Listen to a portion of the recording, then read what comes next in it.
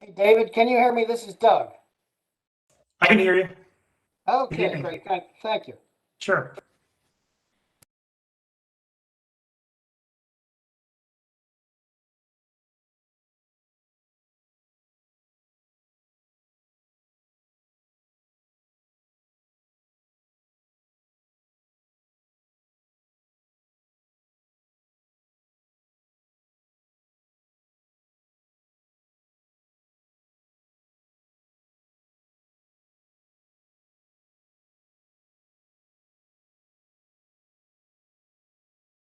Hey, good evening, everybody.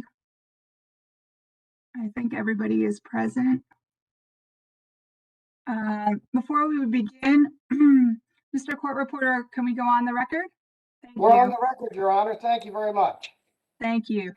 Before we begin tonight's hearing, I just ask that anybody that's not speaking to mute themselves so that we don't have overlap, and it causes some feedback, and it's difficult for the court reporter to create the transcript. Evening today is April the 20th, 2021. It's about 7 p.m. My name is Christine Burke. I'm a public utility law judge with the Maryland Public Service Commission. We're here this evening for the second public comment hearing in case number 9652, which is captioned in the matter of the application of PTR Holdco LLC for a certificate of public convenience and necessity to construct a 30 megawatt solar photovoltaic generating facility in Harford County, Maryland. We're conducting tonight's hearing via WebEx and live streaming on the Public Utility Law Judge's YouTube channel.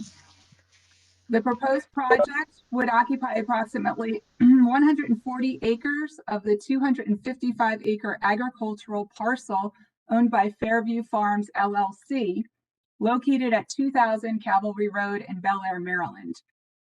The purpose of this evening's hearing is to give some background information about the project and provide an opportunity to comment and raise any issues that the public may have. I'm going to introduce the parties that are here and present this evening. Present are several representatives of the project, as well as Mr. David Bugelmans. He is the attorney that is representing the applicant, PTR Holdco in this case. Present this evening is Sandra McLemore. She is an assistant attorney general representing the Department of Natural Resources Power Plant Research Program Project. PPRP coordinates with 7 different state agencies to review and make recommendations in these types of cases.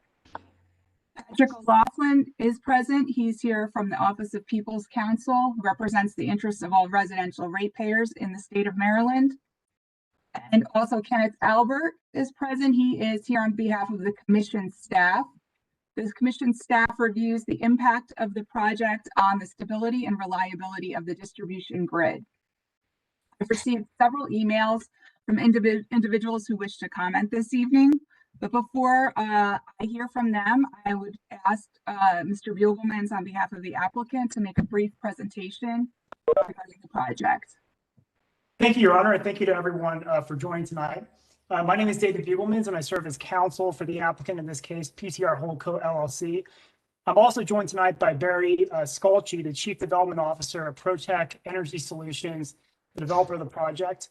Mr. Skolchi is going to be the one tonight that's going to provide a presentation and overview of the Fairview Farm solar project. And now I'll pass the virtual microphone to Barry. Thank you very much, David. And I appreciate the opportunity this evening to provide everyone with a high-level introduction to the project and go over where we are and some of the things that we're anticipating. If I cough once in a while, I apologize. I'm fighting a cold, and I'll do my best to control that. My name is Barry Skolchi. I'm a licensed engineer, and I am a member of both PTR Holdco and Protec Energy Solutions. The applicant here is PTR Holdco. That entity is the development arm of Protec Energy. What do? We develop solar energy systems up and down the East Coast. We've developed to date more than 250 megawatts of projects very similar to the one that's going to be constructed at the Fairview Farm site. I'd like to give you a little background on Protec Energy Solutions. Protec is the parent company, and I'm also a member and one of the founders of Protec. We've been in business since 2009, which in the solar industry is frankly an eternity. There aren't many companies that have been around as long as we have or have the track record that we have. We've constructed more than 500 megawatts of solar, again, up and down the East Coast, primarily in New Jersey, Massachusetts, Pennsylvania, Rhode Island, Vermont, Maryland, Georgia, and Florida. We have offices located in Moorestown, New Jersey. That's where our headquarters is. That's about a half hour away from downtown Philadelphia. We also have an office in Worcester, Massachusetts, and in Florida. One of the differences with Protec, and actually something that I'm very proud of, is that typically in the solar development and construction life cycle, you're dealing with different companies, different faces. We complete all of the tasks in-house. We do the development, which is what we're in the midst of doing now. We do the design, we do the construction, and many times we do the operations and maintenance after the system is constructed and operational. Why is this important? And I always make this distinction whenever I do public presentations, whether it's before counties, townships, or other entities. We stay with the project from the beginning to the end. And I think that's very important. As we like to say, we take it from cradle to grave. The people that you see, my face, you'll see my face throughout the entire process. We also create long-term relationships with all the parties. And that's important too, because if there ever is an issue, whether it's the fire department or someone else, they know who to call, and we feel that's very important. We think that consistency is very important, and we feel it's a real differentiator when it comes to companies in our industry. What I'd like to do now is just give a description of our project, which is what we're here tonight for. The subject property, the Fairview Farms property, is a total of about 250 acres. It's located at 2000 Calvary Road in Bel Air, Maryland. Our limited disturbance, which the judge accurately depicted before, is going to be about 140 acres. That's the area of the property that would be disturbed during the construction of the solar system. Property is bordered by both Calvary Road and Shucks Road. The interconnection, which is always a key element with these projects, was very interesting here. There are two 33 kV lines operated by Baltimore Gas and Electric located across Calvary Road right in front of the property. It's highly unlikely for a situation like that to exist. We went through a series of studies to ensure that the project could be supported by these lines. Those projects happened at the transmission level, which is governed by an entity called PJM, Pennsylvania, Jersey, Maryland. They're the grid operator. I believe it's across 9 states. And Baltimore Gas and Electric did their own studies as well. We were probably involved with these studies, I'm going to say, for about 1.5 years at a significant expense. PJM, what they do when you submit an application for new generation, they issue what's called a queue number. Our queue numbers are AF1299 and AF1300. You may ask, why do we have 2 numbers? Because there are 2 lines, 2 points of interconnection, and each line is studied separately. They are studied together, but they're initially studied separately. So each queue number and each point of interconnection is for a 15 megawatt AC project, and that's how we get to the total capacity of 30 megawatts. The results of these studies, which, as I said before, lasted over 1.5 years, were that the existing lines and the other utility infrastructure had sufficient capacity to support our project.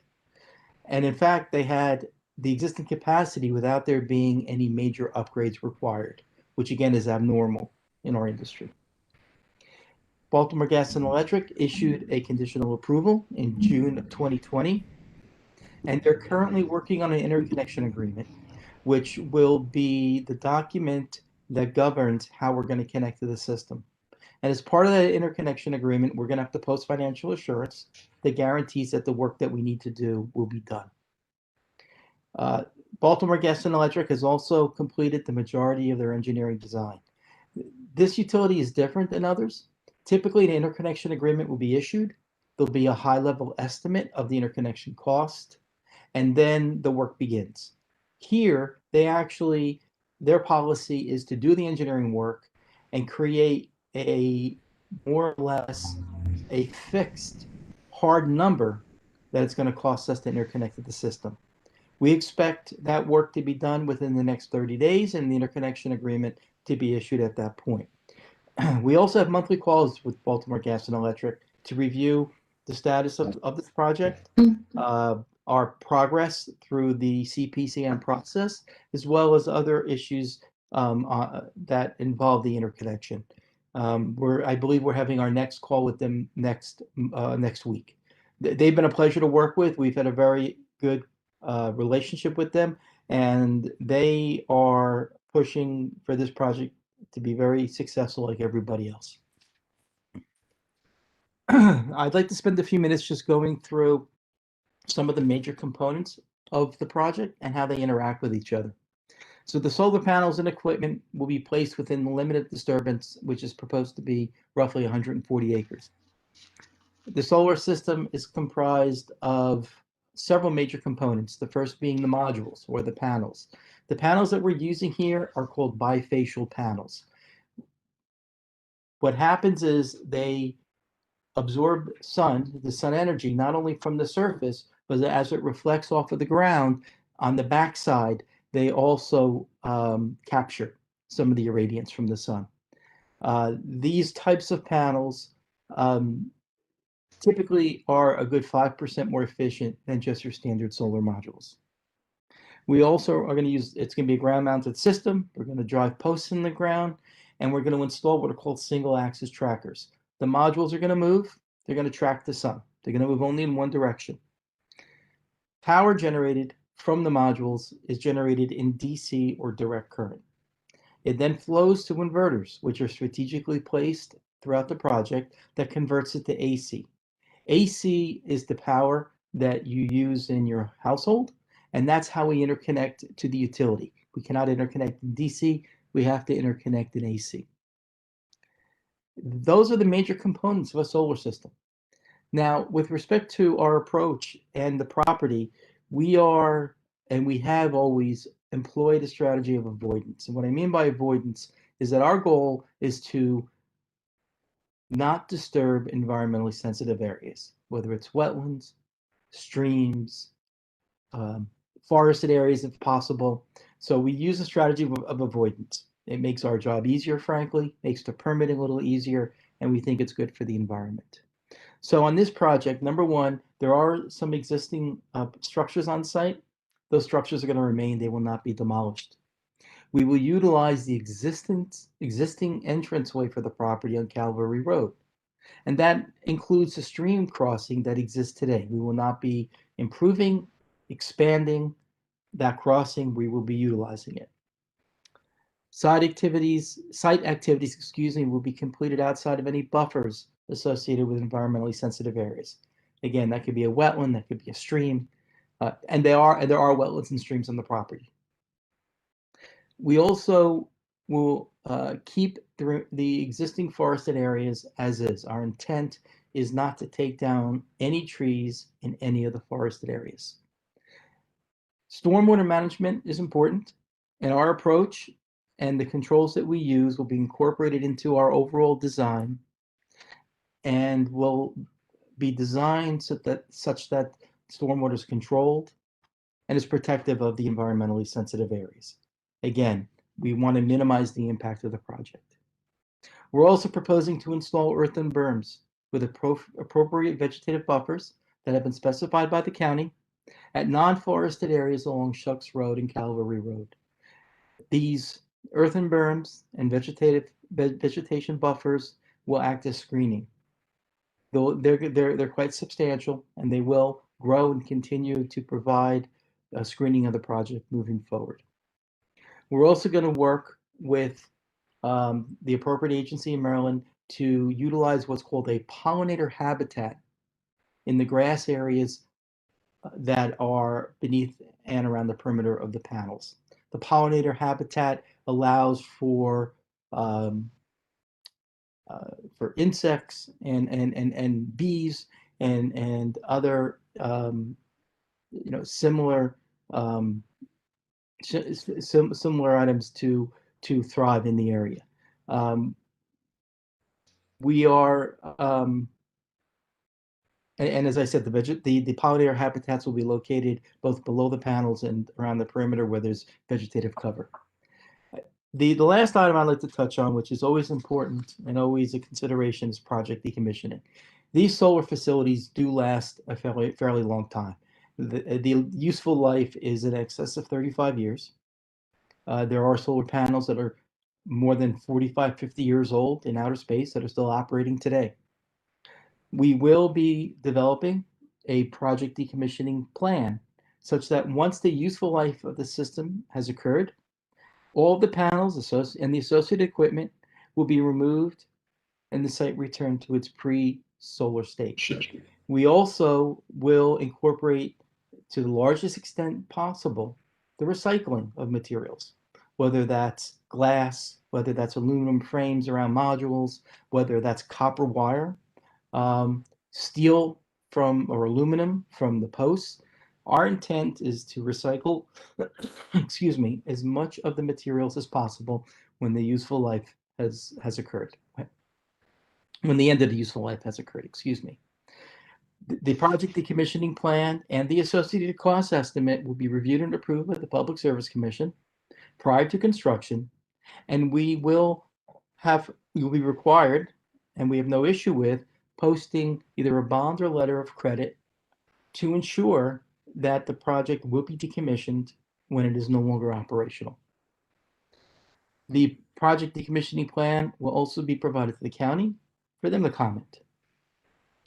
Now, the last item that I have here is something that I feel strongly about, and that is that solar is what we call an interim use. It's not a final use. It's not as if you're building a strip mall, building an industrial building, building houses on a property that are going to remain there forever. The project will be removed, whether it's 35 or 40 years, the project will be removed at the end of its useful life. It is conceivable, and I do feel strongly about this, that at that time, if the property owner desired, the property has the ability to be returned to agricultural use.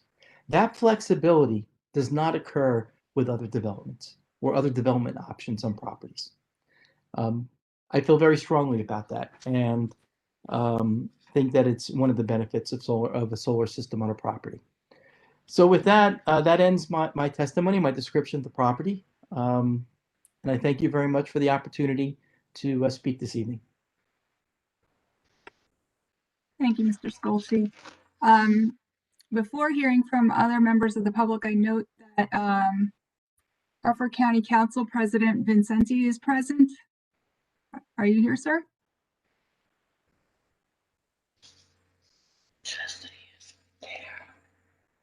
I thought I saw his name. I just wanted to say welcome and I did, I joining us think. this evening. I wasn't sure whether or not you wanted to speak. And if not, we can proceed with our next person that would like to comment would be Ms. Jarkowski, I believe from the Harford County Planning and Zoning Board.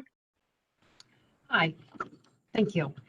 Good evening. My name is Jenny Jarkowski, and I'm the Director of the Planning and Zoning for Harford County, Maryland. My comments will mostly follow my predecessor, Mr. Bradley Killian's comments from December 15th of 2020. I would like to emphasize important points regarding the county's position on solar power generation and the Fairview Farm project in particular. Harford County's zoning classifications were established to broadly allow many different uses within each zoning district. Harford County has just 16 zoning classifications, whereas other counties may have 30 or more. Thus, our code lacks a certain specificity with the trade-off being greater flexibility for property owners and developers. And over time, the pattern of development in Harford County is distinguished by its generous allowance of uses within relatively rigid growth areas. That defined area is the development envelope, which I will speak to more in just a moment. This established pattern of growth is more important to note since deviating from it can upend the balance and erode precedents that have existed for over 40 years. Current zoning regulations permit power generation plants, including solar, on properties with general industrial zoning designation. Though recent court determinations have effectively voided the county's authority to regulate utility-scale solar power generation facilities, it remains our position that the use is incompatible with the county's comprehensive plan. The specific zoning of the project property and our long-term planning goals, which are predicated on the continuation of land use patterns established over the past 4 decades. Harford County has been committed to directing growth since establishing the development envelope in 1977, the boundaries of which have remained largely the same for over 40 years. The development envelope was established to direct growth along 2 primary corridors and help preserve the county's rural landscape. The practice has been an arguable success. For the past several decades, more than 90% of the county's growth, as measured by the number of residential units constructed, has occurred within the development envelope. This dedication to directing development, coupled with a robust agricultural preservation program, has allowed Harford County to permanently preserve over 55,000 acres of agricultural land. The Creswell-Calvary area of Harford County, which is where the Fairview farm is located, happens to be some of the more productive farmland in the county and is home to numerous historic resources. The Fairview farm location is virtually surrounded by farms with permanent preservation easements. The area, unsurprisingly, has been the target of development pressures for several decades. But in each of the last several planning cycles during which the county's comprehensive plan is reviewed and updated, the county's residents and their elected leaders have rejected calls to expand the development envelope into the Creswell-Calvary area and have reaffirmed the desire to preserve the agricultural, scenic, cultural, and historic resources that define Harford County. With respect to the Fairview Farm Solar Project, it is perhaps unavoidable that the state's energy and emission goals should eventually conflict with local land use goals. There is an increasing desire to move towards solar power generation to offset the negative environmental impacts of energy production using fossil fuels. We share that desire and believe it is good not just for the state of Maryland, but also for the people who live, work, and play in Harford County. Indeed, our county executive, Barry Glassman, was successful in gaining approval from the county council to adopt legislation that will allow community solar systems in most of our zoning classifications, with the emphasis on providing this in the development envelope while preserving our rich rural heritage. County Council did pass this requested legislation and added additional safeguards by requiring community solar projects to also have a special exception hearing. Many of the safeguards found in our community solar legislation mirrors what we requested for the Fairview Farm Solar Project. We introduced legislation that would allow for these community solar projects to be developed within the development envelope, which is effective May 10th of 2021. Community solar systems have advantages over large utility scale projects and provide benefits, both economic and environmental, more directly to the community while contributing to increased regional grid resilience. Such systems can be installed on smaller parcels of land and frequently utilize otherwise unusable properties, such as former landfill sites and brownfields. Because they do not cover hundreds of acres of land, community solar systems can be stealthily integrated into the community. The smaller size of community solar reduces their impact on the visual landscape as well as wildlife populations. The approved legislation includes requirements that will ensure the community can enjoy the benefits of solar while protecting some of the detractors. The requirements, such as decommissioning plans and bonds, increased setbacks and buffering limitations and other physical aspects of development, should be extended to all solar projects being considered in Harford County. I have included these specifications in my written comments and asked that the Commission include these requirements as a condition of approval.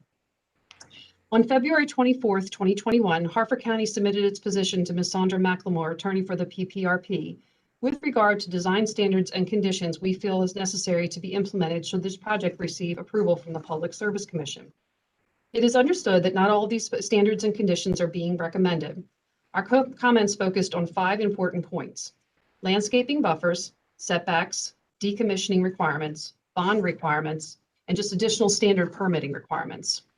With regard to landscaping buffers and setbacks, these are intended to soften the impacts of a solar farm. This property is directly across Calvary Road to the west with an agriculturally preserved farm. Further, the property boundary that abuts Shucks Road has residential uses to the north. The view shed going north on Calvary Road would also be impacted. Protecting residential properties, as well as acknowledging the state's and county's efforts to preserve our farmlands and rural communities, remains an utmost priority of this administration. With regard to the decommissioning and bond requirements, Harford County would like to safeguard its future use shall the use cease. Our county executive strongly believes that the owners of the facility, not the taxpayers, should be held accountable for cleanup of the site upon decommissioning. The additional permitting requirements are standard sections of the code that is followed by development in Harford County. Thank you all for your time and allowing me to speak tonight. Thank you, Ms.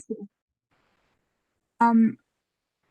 May I hear from Ms. Patty Hankins? If you could unmute yourself and this spell and say your name for the record, please.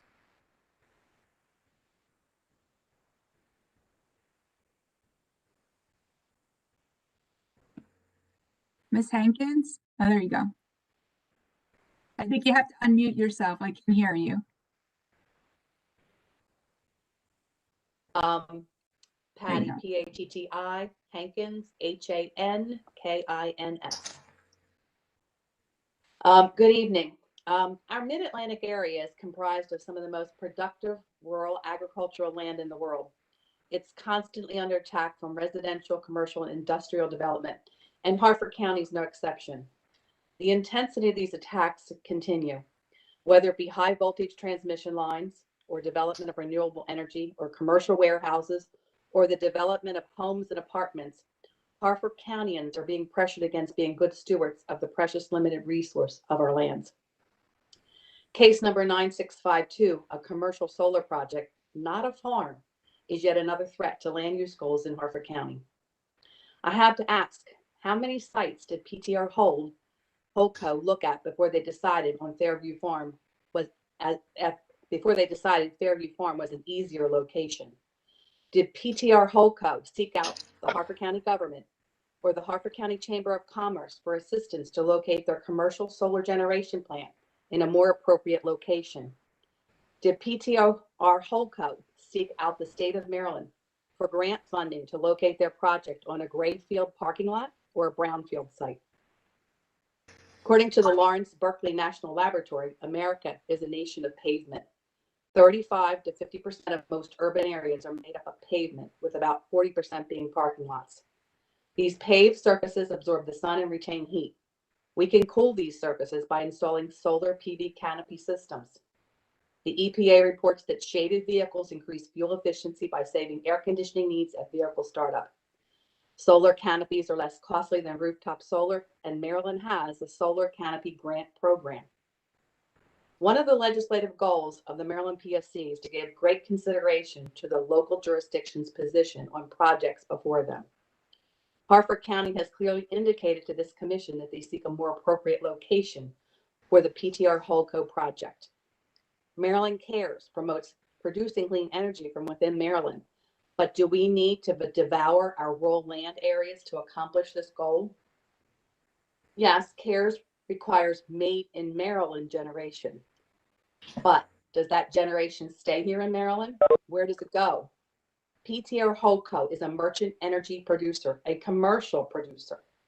Merchant energy producers have to seek permission from our grid manager, PJ Interconnection, that manages the movement of power in 13 states that is produced. PTR Holdco has been granted that permission from PJM via QAF 1299 for 15 megawatts and QAF 1300 for 15 megawatts. This generation goes out on the grid and becomes part of the wholesale electricity market. The movement of electricity on the wholesale market is controlled by PJM, not Maryland. It is not behind the meter generation that stays within our Harford County communities. This generation can be moved to large urban areas within Maryland, but it can also be moved to other states. Are we sacrificing Harford County farmland to benefit Harford County citizens? Or are we sacrificing Harford County farmland to benefit big cities and other states? I would ask the commission to defer to the local jurisdiction Harford County's opposition was siting this merchant commercial solar project on the property of Fairview Farm. Harford County has taken steps to increase their solar energy footprint with the approval of Bill number 21-001, Community Solar Energy Generating System in Viewshed, which became law on March 10th, 2021. The goal of the bill is to direct solar generation to appropriate locations within Harford County. I believe we can both be good stewards and achieve our CARES goals. Solar projects must be directed to the right locations under the leadership of local jurisdictions. I asked the commission to deny PTR Holdco's request for a CPCN on the Fairview Farm property. And I have a couple other questions when I listened to Barry's presentation. How many decommissions has this company done? I know that the prior Planning and Zoning Commission director asked that question. This company's been in business 9 years, or was it 11 years? I have a note here somewhere. And have they ever decommissioned a project? I know they talked about a bond or a letter of credit, but what guarantee if they give a letter of credit, will they still be in business at the time that this project would be decommissioned if it was be approved? And exactly how many of these projects, these commercial solar projects that have been decommissioned, have restored the land to agricultural use? When I searched on the internet, I could find no data on this. So I believe we haven't done this very much, and we're putting a lot of trust in a company saying that they can do this, and it may not be the case. So those are my additional comments. And again, I ask the commission to deny this project. Thank you.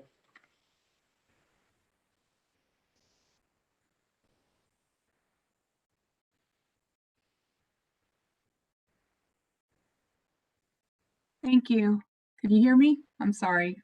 Yes, I think I am off muted. Thank you, Ms. Hankins. Mr. and Mrs. Otto? You go. Yes, my name is Karen Otto. It's O-T-T-O. I live at 1633 Shucks Road. My husband and I have owned our home here for 41 years. I would like to say, first of all, that a lot of companies seem to emphasize job creation and the fact that they're environmentally conscious. And what worries me is that it feels like we're trading one type of interest in the environment and abandoning another. And I just think there are several points that have been repeated, because we were also here in December, and it almost sounds like there's just the same company line that's being said, and it's hard to know if that's really what's going on. Protech and Fairview Farms proposed building their solar power facility in 2017. County planning officials denied the project. The zoning board didn't grant an exception. At the end of several hearings and appeals, 2 of them of which I attended, we thought they had exhausted their options and that the matter was over. Not so. In 2019, the Maryland General Assembly passed a measure in the last hours of the session.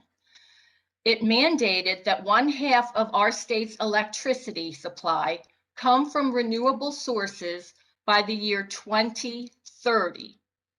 It requires utilities to subsidize solar and wind farms. It's a bill that is not well thought out. Opposition on the local level in counties such as Harford, Cecil, Washington, and several counties on the Eastern Shore have slowed and denied approval and construction of these types of projects that are seeking to build on farmland and land that's designated for other uses. Then later in 2019, in response to this slowdown by local counties protecting the people and the land that they're stewards of, in Washington County, a Maryland appeals court made a decision that gave the Public Service Commission the authority to overrule objections and zoning designations of county governments. The court concluded that the General Assembly intended to grant final decision-making of location of these sites to the Public Service Commission. It didn't mean that local zoning rules had no impact, but the ultimate decision is not theirs.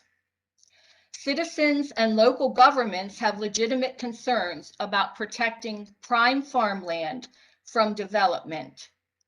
Local legislative bodies and planning commissions are developing policies for solar farms, so they are part of a comprehensive plan.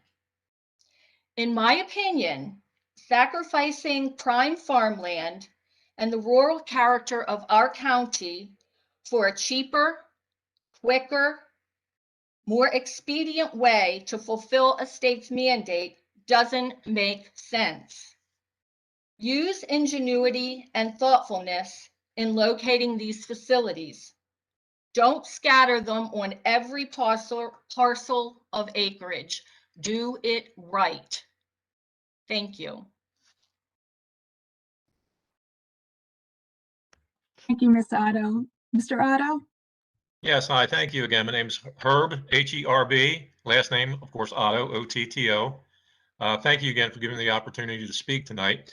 One thing that's baffled me is that the first public hearing, which my wife attended 2 of them, there was strong opposition. You're talking 45 to 50 people there because the letters were sent out to the public to make them aware. In the December meeting, it was my wife, myself, and one other person that spoke in opposition. The letters don't no longer go out, which is, I don't know why. I hope it's not the reason why I think it is. But why isn't the general public being notified like they were once before by letters? In this day and age, especially in our age demographic, the people to the right of me, to the left of me, and to the back of me, and many more people down the street are senior citizens. We get our news from the TV and from the radio. We don't get it from the internet. I've never been on Facebook. I don't tweet. I don't Twitter. I don't Instagram, and never intend to. And we're not aware of what's going on. But when we are aware, there is strong opposition to this project. And for 3 or 4 people to be speaking out is not a true representation of the people that are opposed to having this project being put out. And it's shameful that letters were sent out once and people were able to come and speak out against this. And for some reason now they're not. It's just a small article in the Sun paper that you got to read on the internet or in the Aegis. That being said, I don't know why it's being done that way, other than the fact that one way to show no opposition to this is make sure that nobody knows about these meetings, and that's shameful. The other thing is our property is probably the closest. We are the closest to the road. The only thing that separates us and the farm is Shucks Road, about 25 feet. At the last meeting I was at, I spoke and said, even with the 50-foot setback, which we proposed at that time, our front door is 132 feet away from the first solar panel, the first 144 acres. When we bought this property, this was the original farmhouse. We were both in our 20s. And when we bought this property, we were told it's the original farmhouse, approximately 30 acres. And with 30 acres, because of the zoning laws, that there could be 1 house for every 10 acres. And there's 3 houses here right now. The one right next to me that has 1 acre and the existing farmland behind me. And I tried to get it, since there was a 1 acre property and I have over 2 acres about 25 years ago, I thought it would be nice to have one of my children, once they got married, to build a house, since there was already a 1 acre lot put there, that maybe we could build a house. But again, because of the zoning, I was turned down. 30 acres, 3 houses, that's it. You bought it was agriculture when you bought it, and that's the rules. And when we bought this, we were told that the farmland across the street cannot be built on. You're never going to see apartment complexes or housing projects over there. You'll never see industrial complexes. It's always going to be that way because that's the way it's zoned. If this project goes through, every one of us on Shucks Road and the surrounding area that bought properties years ago and are buying it now, we were lied to. And that also is shameful. It's just disgraceful what is going on is being shoved through. It's been turned down a number of times. And because Baltimore Gas and Electric and the engineering companies and the solar companies, they have deep pockets and they have lawyers that they can come out and they can keep going against it. I think it's been turned down at least 4 times. I'm going to get turned down once because I don't have deep pockets and I don't have lawyers on retainers that can fight for me. And again, I just don't understand. If the federal government and the state government wants it, there's enough federal and state land here in Hartford County. Since 2017, this project that's supposed to save the environment and make things better for all of us could have been built and up and running already. But instead, it's easier across the street because the land is already cleared, it's already flat. You're not doing us a favor by leaving the barns there and the silos there. What good is a silo if there's no corn or feed to put into it? What good is the barns if there's no animals to put into it or farmland equipment to be put into it? You're leaving them up for a couple of reasons. One is because it's costly for you to take it down. If you didn't have the acreage, you'd be taking them down. The other thing is that the existing farm that is there, they don't want the solar panels 132 feet away from their back door either. So you can have the look of the royal farmland agriculture from that farmland, but I got to look 132 feet away. I got to look at 144 acres of solid glass, which I was told would never be put there. Again, whichever rules are on one side of Shucks Road, the same rules should be applied to the other side of Shucks Road. And why it's not just because, you know, you have the deep pockets and you have the lawyers to keep coming back and fighting this. Again, it's just ridiculous. And that's all I have to say. I'm frustrated with this whole thing. It's been going on since 2017. The federal government wants it, put it over at Aberdeen Proving Ground where they own the land, but they don't even want it in their own backyard. And the last thing I'm going to say is that before the December meeting, I called the Hartford County landfill and said, I have a solar panel that I'd like to get rid of. They said, don't bring it here. We do not accept them. Hazardous material. We don't want them. I said, where can I take it? They couldn't give me an answer. So again, why do I want something that even our Hartford County landfill will not even accept? They won't take it. And why do I want that 132 feet from my front door? Thank you for your time. Thank you, sir. Is there a Mr. Munoz present? Julio Munoz?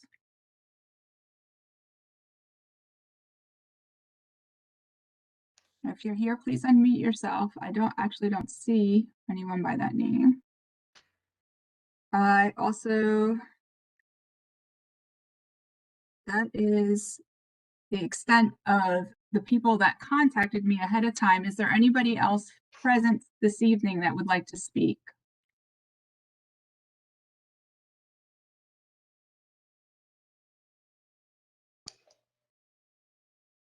Okay.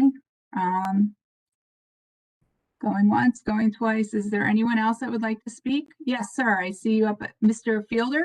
Yes, I'm one of the remaining owners of the land, and there are just too many accuracies for me to be quiet any longer. Okay, so I'm sorry to stop you. Can I just ask you to Sure. spell your name for the record, sir? James, James, Fielder, Fielder, and I live at 4602 Pulaski Highway and grew up at 2000 Calvary Road. Okay. The farm was purchased when my dad left World War II Marines 75 years ago. We've shipped milk for 50 years from the farm. We've cropped, farmed all the land that Mr. Otto already identified that surrounds Cresswell that are now developed. Todd Lakes, you can go on, I can name the developments. And, you know, the county represents that they don't want to see any changes, yet they spent over $7 million to buy a farm and turn it into a regional park, Cedar Park. And then when I say regional, it doesn't mean for the 15 miles around, it means for the mid-Atlantic. And openly advertise over 250,000 people visited last year with high intensity stadium lights that you can be seen for over a mile. To me, that is not rural character. 543 was extended and an exit was placed on I-95, which brought a tremendous amount of traffic and made farm equipment on the road extremely dangerous. So once you lose the cropland that we did because it got developed, we downsized to the point of not being able to economically run the dairy herd. And that's what ended with the dairy herd. Unlike in what's been represented to you, the county did approve, Harford County did approve subdivision, preliminary plans for subdivision for 26 houses on our farm, across from the autos, across from the upper end where those perk tests passed. It's been represented and misrepresented that did not occur, but it did occur. The other thing that I find most amazing is from the Department of Planning and Zoning. We have obtained a copy of a report that they worked with the University of Maryland, and I can furnish that to anyone who wants it, with members of the Planning and Zoning committees and county workers actually worked on the plan that changes the whole Creswell area, including making it a transfer development rights area, and our farm being, as it's laid out in writing and on maps, laid out as the area of the receiving area, which means high density housing. So I find it amazing that now, even though that's not public, members of the Planning and Zoning Committee are listed as participating in this study. I find that bothersome. We've been quiet on this simply because we are trying to do what we believe by the rules. The Planning and Zoning Code states public utilities in every zone in Harford County.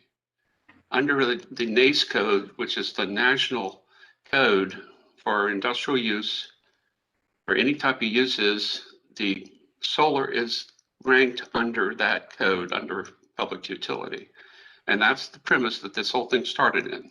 So I think with that, I think I've covered most everything I wanted to mention. I had not planned on speaking, but with so many inaccuracies out there, I just felt that it needed to be stated. And we have the copies of the reports if anybody wants to see them, including the subdivision plans. And the other thing was in the plan that the University of Maryland participating in, Herb, you should know on the curve right there in front of you, the road goes through to connect to 543. It's a new road planned by the county. And you're welcome to see the report. Thank you. Thank you, sir. Is there anyone else that I have missed that would like to speak this evening?